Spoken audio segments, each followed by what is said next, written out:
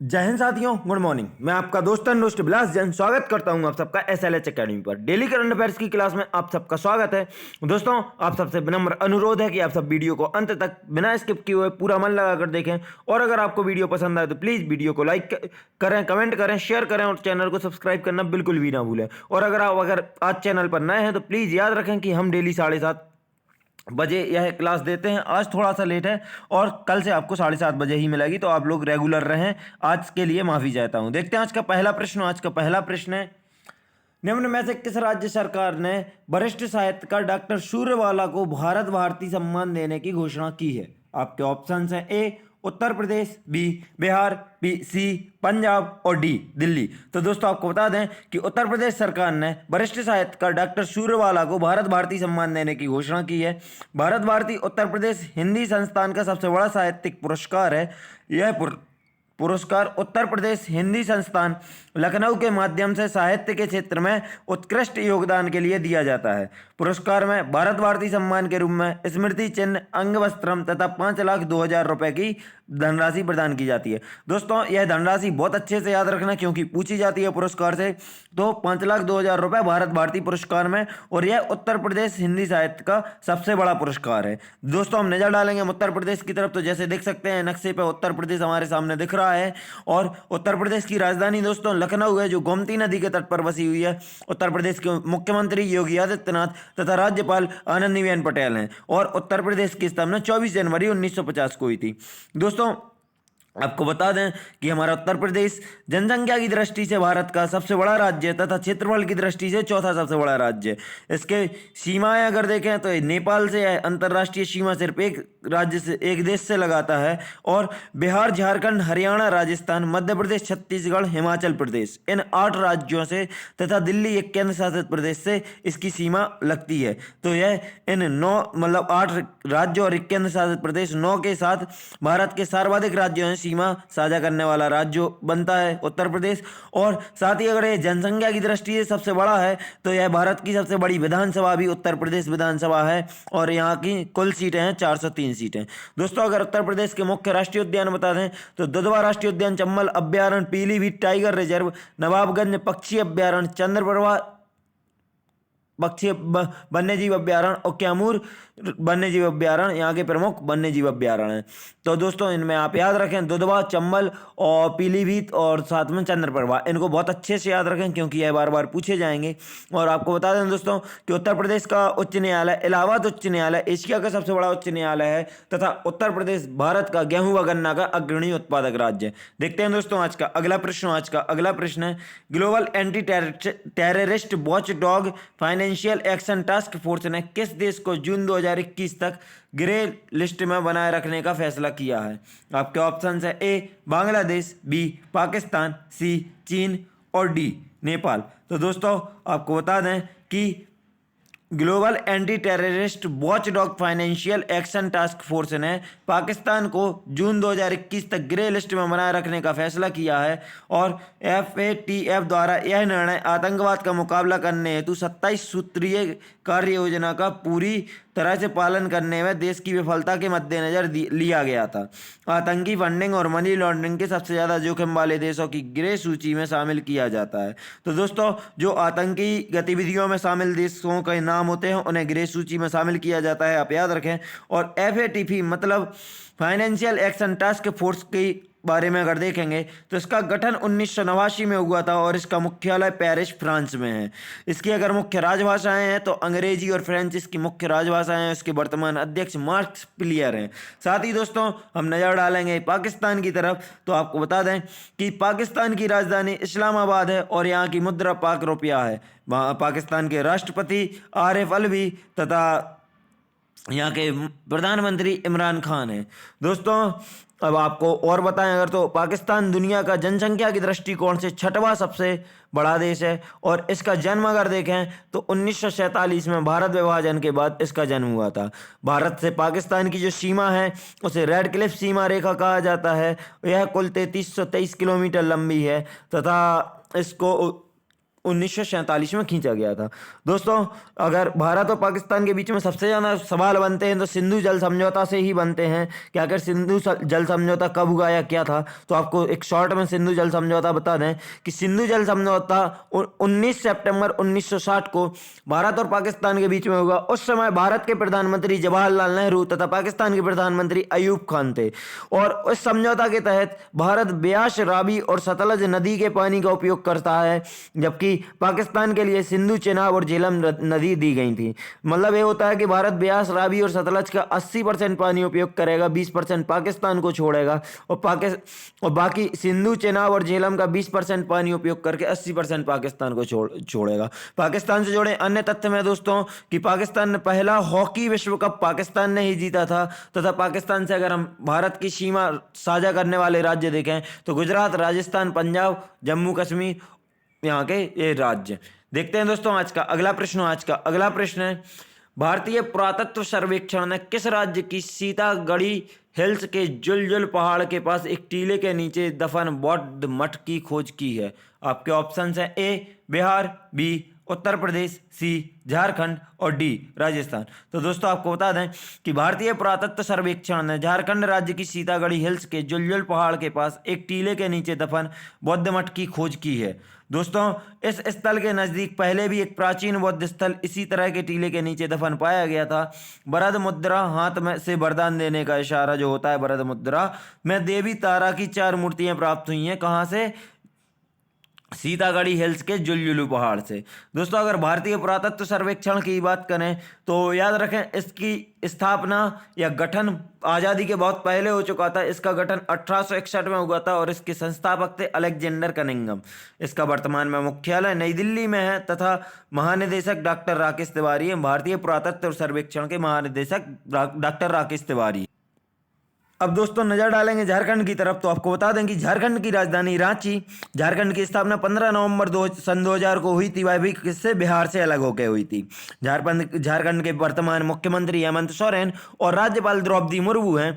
झारखंड के अगर दोस्तों हम सीमा देखें तो बिहार, उत्तर प्रदेश, पश्चिम बंगाल, उड़ीसा और छत्तीसगढ़ से इसकी प्रमुख सीमा लगती है। और दोस्तों एक बहुत महत्वपूर्ण बांध दामोदर नदी पर झारखंड में स्थित है। आप याद रखें पंचेत बांध दामोदर नदी पर झारखंड में स्थित है। अगर हम प्रमुख नेशनल पार्क देखें तो बेतला नेशनल पार्क, हजारीबाग वन्यजीव अभ्यारण्य, दलमा वन्यजीव अभ्यारण्य और पलामू बाघ अभ्यारण्य यहाँ के प्रमुख नेशनल पार्क हैं, जिनमें से आप हजारीबाग, पलामू दोनों को बहुत अच्छे से याद रखें। साथ ही दोस्तों अगर यहाँ के लोक नृत्य देखें तो छऊ, सरधुल, जट जटनी और कर्मा यहाँ के प्रमुख लोक नृत्य हैं। देखते हैं दोस्तों आज का अगला प्रश्न है तमिलनाडु सरकार ने कोविड-19 के प्रसार को रोकने हेतु राज्य में लागू मौजूदा प्रतिबंधों को कितने तारीख तक बढ़ाया है। आपके ऑप्शन है ए 10 मार्च, बी 20 अप्रैल, सी 10 अगस्त और डी 31 मार्च। तो दोस्तों आपको बता दें कि तमिलनाडु सरकार ने कोविड-19 के प्रसार को रोकने के हेतु राज्य में लागू मौजूदा प्रतिबंधों को 31 मार्च तक के लिए बढ़ा दिया है। राज्य सरकार ने जिलाधिकारियों को फेस मास्क के इस्तेमाल, हाथ साफ रखने और सोशल डिस्टेंसिंग सुनिश्चित करने को कहा है। अधिकारियों को ट्रेन और हवाई यात्रा सहित विभिन्न गतिविधियों से संबंधित एसओपी को सख्ती से लागू करने के लिए आदेश दिए गए हैं। देखते हैं दोस्तों आज का अगला प्रश्न है विश्व बैंक की रिपोर्ट के मुताबिक विश्व के कितने देशों में महिलाओं को पूर्ण समान अधिकार देते हैं। तो आपके ऑप्शन है ए 5 देश, बी 7 देश, सी 10 देश और डी 18 देश। तो दोस्तों आपको बता दें कि विश्व बैंक के रिपोर्ट के मुताबिक विश्व के 10 देश ऐसे देश हैं जो महिलाओं को पूर्ण समान अधिकार देते हैं। और वह देश कौन से हैं? Belgium, France, Denmark, Latvia, Luxembourg, Sweden, Iceland, Canada, Portugal और आयरलैंड ऐसे 10 देश हैं जो महिलाओं को पूर्ण समान अधिकार देते हैं। जबकि भारत समेत 180 देश ऐसे हैं जो महिलाओं को समान अधिकार दे पाने में सक्षम नहीं है। देखते हैं दोस्तों आज का अगला प्रश्न है हॉलीवुड के प्रसिद्ध गोल्डन ग्लोब अवार्ड के 78वें संस्करण में मोशन पिक्चर की ड्रामा कैटेगरी में चैडविक बोसमैन को कौन सा अवार्ड दिया गया है। आपके ऑप्शन है A best actor, B best supporter, C best director और डी बेस्ट प्रोड्यूसर। तो दोस्तों आपको बता दें कि हॉलीवुड के प्रसिद्ध गोल्डन ग्लोब अवार्ड के 78वें संस्करण में मोशन पिक्चर की ड्रामा कैटेगरी में चैडविक बोसमैन को बेस्ट एक्टर का अवार्ड दिया गया है। और इनके साथ ही मोशन पिक्चर की ड्रामा कैटेगरी में माँ रैनीज ब्लैक बॉटम के लिए बेस्ट एक्टर का अवार्ड दिया गया है। तो दोस्तों याद रखें कि इनको बेस्ट एक्टर का अवार्ड किसे मिला, चैडविक बोसमैन को। और क्यों मिला, माँ रैनीज ब्लैक बॉटम एक उनकी कोई मूवी है, उसके लिए इनको बेस्ट एक्टर का अवार्ड मिला है। देखते हैं दोस्तों आज का अगला प्रश्न। आज का अगला प्रश्न है, भारत के किस राज्य में हाल ही में दुनिया की पहली कम्युनिस्ट सरकार चुनी गई है? आपके ऑप्शन है ए नागालैंड, बी अरुणाचल प्रदेश, सी केरल और डी पुदुचेरी। तो दोस्तों आपको बता दें कि भारत के केरल राज्य में दुनिया की पहली कम्युनिस्ट सरकार चुनी गई है। अब कम्युनिस्ट सरकार कैसी चुनी जाती है तो यह देखें कि इसकी शुरुआत वैसे 5 साल पहले हो गई थी, जब 2015 में पहली बार कोच्चि से करीब 25 किलोमीटर दूर किंझाकम्बलम पंचायत के लोगों ने एलडीएफ और यूडीएफ को नकार कर नई तरह की पॉलिटिकल ऑर्गेनाइजेशन 2020 को जिता दिया था। दोस्तों 2020 ना समझने से 2020 उसका नाम है जो लिखा हुआ है, 2020 को जिता दिया था। अब यह ऑर्गेनाइजेशन बाकायदा एक राजनीतिक पार्टी बन चुका है। दोस्तों अब नजर डालेंगे हम केरल की तरफ। सबसे पहले आपको बता दें कि केरल की राजधानी तिरुवनंतपुरम है। यहाँ के प्रधान मुख्यमंत्री पिनाराई विजयन तथा यहाँ के राज्यपाल आरिफ मोहम्मद खान है। दोस्तों केरल का अगर सबसे अच्छी चीजें देखें तो केरल भारत का सर्वाधिक शिक्षित राज्य है। केरल में भारत का पहला जेंडर पार्क स्थापित किया गया। केरल की शिशु मृत्यु दर सबसे कम है। तो सबसे कम शिशु मृत्यु दर कहाँ है? केरल में है। और यहाँ का लिंगानुपात सकारात्मक है, मतलब महिलाओं की संख्या पुरुषों से अधिक है। और साथ ही दोस्तों आपको बता दें कि केरल विश्व का प्रथम शिशु सौहार्द राज्य घोषित हुआ है और मान्यता प्राप्त। और यह मान्यता इसे किसने दी है? WHO और यूनिसेफ ने। तो याद रखेंगे WHO और यूनिसेफ द्वारा मान्यता प्राप्त विश्व का प्रथम शिशु सौहार्द राज्य मतलब बेबी फ्रेंडली स्टेट कौन है? केरल है। साथ ही याद रखें दोस्तों अगर यहाँ पर कि केरल के कोच्चि बंदरगाह को अरब सागर की रानी कहा जाता है। और केरल में अगर देखें तो साइलेंट वैली या शांत घाटी और एक नेशनल पार्क कह सकते हैं। और वायनाड वन्य जीव अभ्यारण्य यहाँ के प्रमुख हैं। वायनाड जलप्रपात भी यहाँ पर है। और पेरियार नदी जो केरल की जीवन रेखा कहलाती है, पेरियार नदी पर ही इडुक्की बांध परियोजना है केरल में। तो याद रखें दोस्तों कि इडुक्की बांध परियोजना किस नदी पर? पेरियार नदी पर। और कहाँ? केरल में। देखते हैं दोस्तों आज का अगला प्रश्न। आज का अगला प्रश्न है, हाल ही में किस देश ने तंजावर की तर्ज पर ग्रेनाइट का सबसे बड़ा मंदिर तैयार किया गया है? आपके ऑप्शन है ए जापान, बी कंबोडिया, सी चीन और डी ऑस्ट्रेलिया। तो दोस्तों आपको बता दें कि हाल ही में ऑस्ट्रेलिया में तंजावुर की तर्ज पर ग्रेनाइट का सबसे बड़ा मंदिर तैयार किया गया है। इस मंदिर का निर्माण ऑस्ट्रेलिया के मेलबर्न में हो रहा है। श्री वक्रतुंड विनय नगर मंदिर भारत से बाहर पृथ्वी के दक्षिणी गोलार्ध का एकमात्र मंदिर है जिसे ग्रेनाइट पत्थर से तैयार किया गया है। और ऐसे मंदिर का डिजाइन विश्व धरोहर तंजावुर के बृहदेश्वर मंदिर के जैसे बनाया गया है। देखते हैं दोस्तों आज का अगला प्रश्न। आज का अगला प्रश्न है, हाल ही में वैश्विक ऊर्जा और पर्यावरण नेतृत्व पुरस्कार किसने प्राप्त किया है? तो दोस्तों याद रखें इस क्वेश्चन को बहुत अच्छे से डबल स्टार मार्क कर लें क्योंकि यह आपकी किसी ना किसी परीक्षा में तो फंसने वाला है। आपके ऑप्शन है A Shinzo Abe, B Xi Jinping, C Narendra Modi और डी डोनाल्ड ट्रंप। तो दोस्तों आपको बता दें कि हाल ही में वैश्विक ऊर्जा और पर्यावरण नेतृत्व पुरस्कार हमारे प्रधानमंत्री नरेंद्र मोदी जी को दिया गया है। CERA बीक सम्मेलन 2021 वर्चुअली 1 से 5 मार्च 2021 तक आयोजित किया जाएगा। तो दोस्तों याद रखें सम्मेलन की डेट भी कि 1 से 5 मार्च तक यह चलेगा।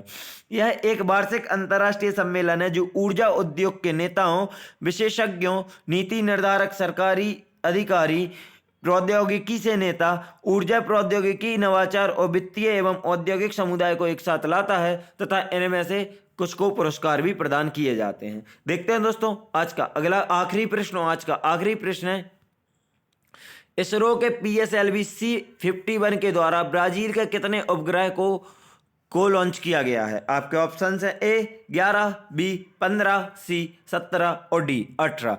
तो दोस्तों याद रखें कि इसरो के PSLV C-51 सबसे पहली चीज़ तो आप यह याद रखें कि इसरो का जो मतलब ये लॉन्चिंग हुई है या इसके साथ पहली बार भगवत गीता स्पेस में भेजी गई है। और दूसरी बात यह है कि ब्राज़ील के पहली बार उपग्रह इसरो ने लॉन्च किए हैं।